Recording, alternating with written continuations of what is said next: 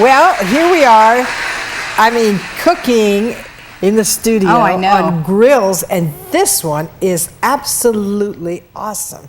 You already snuck something off of there. I saw. I did. Well, I let you taste it. I know, but I didn't eat the whole thing.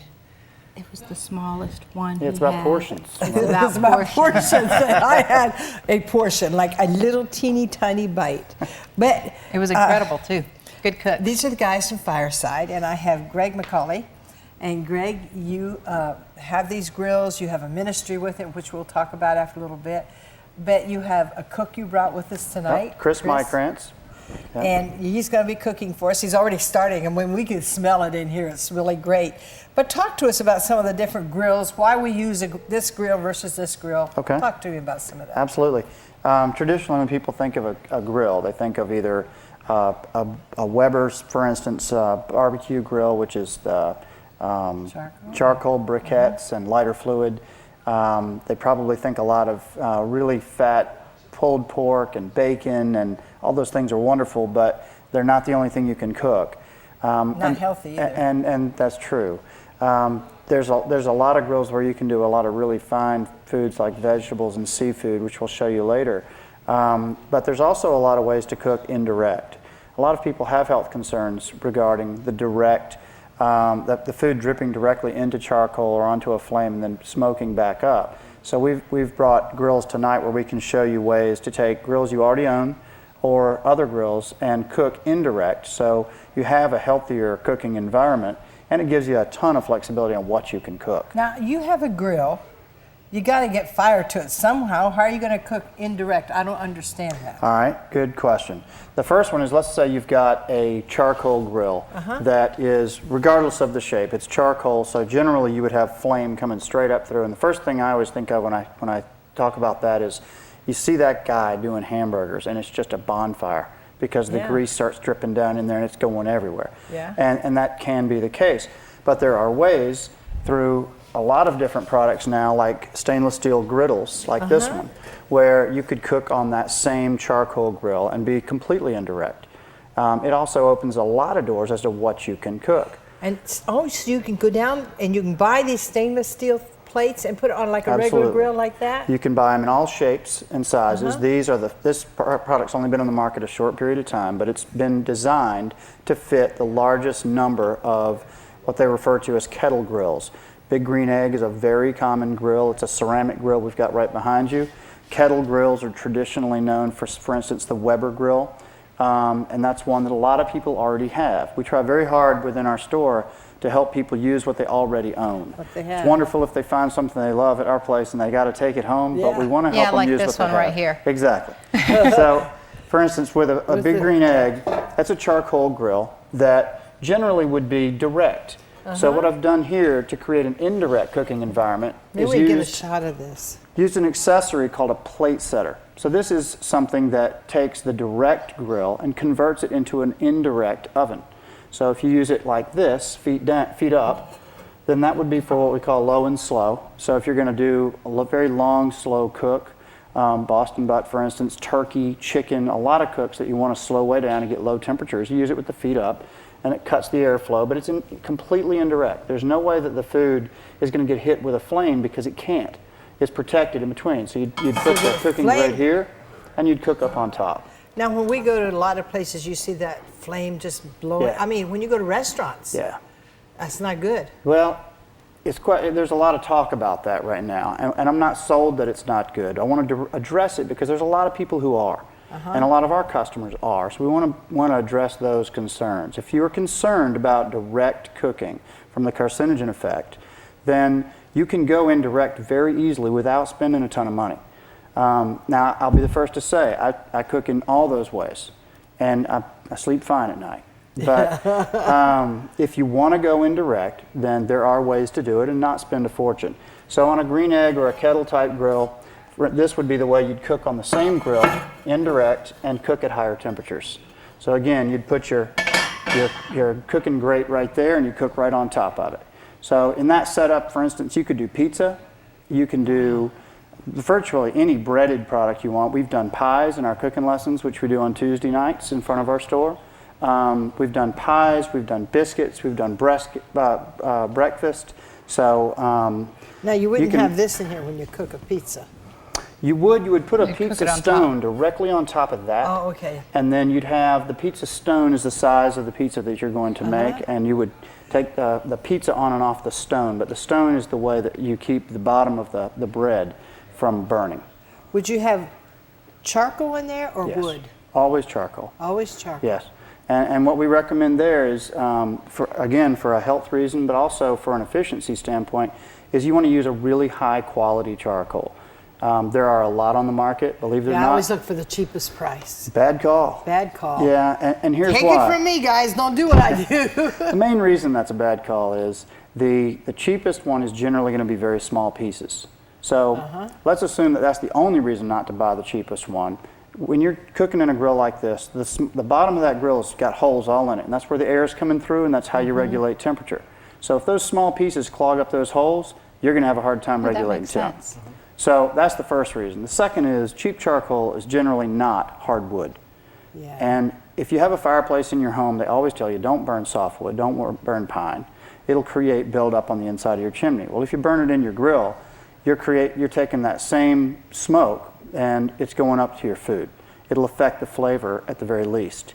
So you want to use a good quality, 100% hardwood charcoal that has large lumps.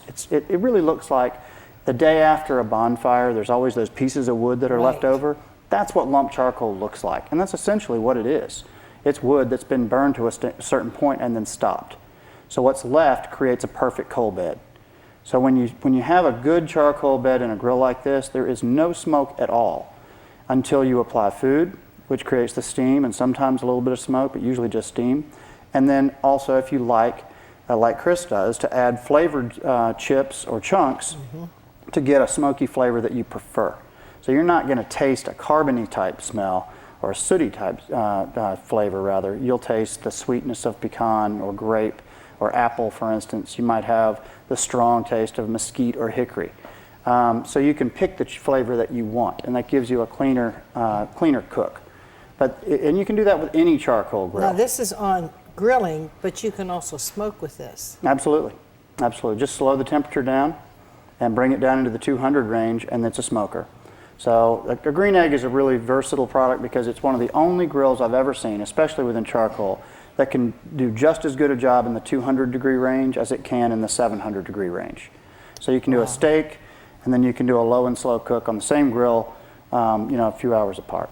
You want this one or that one? This is a very popular. He wants all of them. What are you talking about? This is very popular, like on the barbecue championships and things. This is a lot of competitors will get 5 or 6 of these. They do? And cook they'll do their chickens in one. They'll do their pork in 5 or another one. 6 of them? Yeah, they get a bunch of them because that's what they do for a living. They smoke them. They have one season just for the meat that they're going to do, and they get that season and that flavor locked in there, and that's how they win those competitions. This is very very popular. What would something like this size cost? A medium is about $550 for the grill. And the way Big Green Eggs are always sold, just the grill, because people put them on so many different configurations. This one's in a wooden. So you put it on a table? We put it in a wooden table. You can put it in a metal stand. You can put it in a built-in for a custom kitchen outdoors. There's a variety of ways to do it. But you always buy the grill standalone and then add whatever you're going to it. And you also do outdoor kitchens? We do. Well, this is the one let's go to this one first, because Chris, that's his baby. Yeah, this is an ugly grill, isn't it? That's not an ugly grill. Well, if it's that bad, you can just bring it on over. Yeah. I could handle this grill. This is a grill. It's called a Tech. It's indirect. It's infrared. So the thing that's really unique about this grill is it's able to cook at incredibly high temperatures, but it doesn't burn everything the way you would think it would. For instance, this is the largest infrared grill on the market. It's a Tech 4 burner. The temperature range on this grill is going to be from about 400 degrees to about 1250. Oh, wow. And if you were to use this grill, for instance, cooking your steaks, which we will in a little bit, at about 1,000 degrees, believe it or not, it will not burn it. As a matter of fact, it'll be the exact opposite. You think of that kind of heat, and you immediately think dried out, overdone. It's precisely the opposite. The finest restaurants in the world, steakhouses, use Tech infrared. And that's why. It sears the meat instantly. Because when you take something and apply it to a temperature that high, it's going to sear it closed on the outside so that the moisture does not escape at all. So you're going to use, generally a steak on a grill like this is going to be about 2 minutes on each side, and then it's going to rest and you're finished, because it is that fast. Now, what do you talk about resting? I saw you did some stuff earlier, and you said, well, it has to rest. Yes. Resting is one of the most important phases of cooking, because when you take it off the grill, it doesn't stop cooking. You've raised the temperature of that meat, and it's going to continue to cook for some time. And a lot of people will tell you that that is the most important phase of cooking. But you want it hot when you eat it. It will be. It will be. It will be. Yes, recently in one of our lessons we did a standing rib roast, and the carryover is the difference between the temperature when you took it off the grill and when you served it. We had a 30-degree carryover on a standing rib roast from when we took it off until when we served it, which surprised us. But one of the reasons people generally have food that's dried out or overdone is because they cook it until they're at the doneness temperature on the grill. They take it off, and then they wait a few minutes while they're getting everything together. They don't realize that it's continuing to cook the whole time. A steak, for instance, you can rest it 10, 15, 20 minutes and it'll continue to cook. You ever notice that if you go back for seconds, that when you go back it seems a little more moist and it's just a little bit better, it's just a little bit juicier? It's continued to cook. It's rested the way it was supposed to. Wow, and how long do you rest your meat? It really depends on what you're cooking. Steaks, I think 10 to 15 minutes is about right. But it also depends on when you take it off the grill. If you take it off very close to the doneness temp, then you're not going to rest very long. But if you take it off early, you can afford to let it rest for a while. Do you want one of these too? Yeah, he wants all of them. I know. Perfect. When I cook my briskets, I let it rest 30 minutes before I even cut it. Yeah. I let it sit and rest, and then I go and cut it 30 minutes afterwards. These briskets are out of this world. Well, we learned it from y'all. We were in Pigeon Forge, and there was a barbecue place. They had award-winning ribs, and we saw that they had brisket. And Chris is like, I want to go. I'll be honest, couldn't compare to Chris's brisket. I just put it there. Well, he took and I think I was actually here one night, and so he had Michael by himself, and there was a barbecue thing going on, and Johnny Trigg was here. And Chris loved Johnny Trigg, and he actually got to meet him. So who's Johnny He's a Trigg? barbecue pit master. Okay. And so Chris got to meet him, and he said, and talked to him. He says, "How do you get your brisket so good and tender?" Because everyone Chris was doing had great flavor, but they were tough.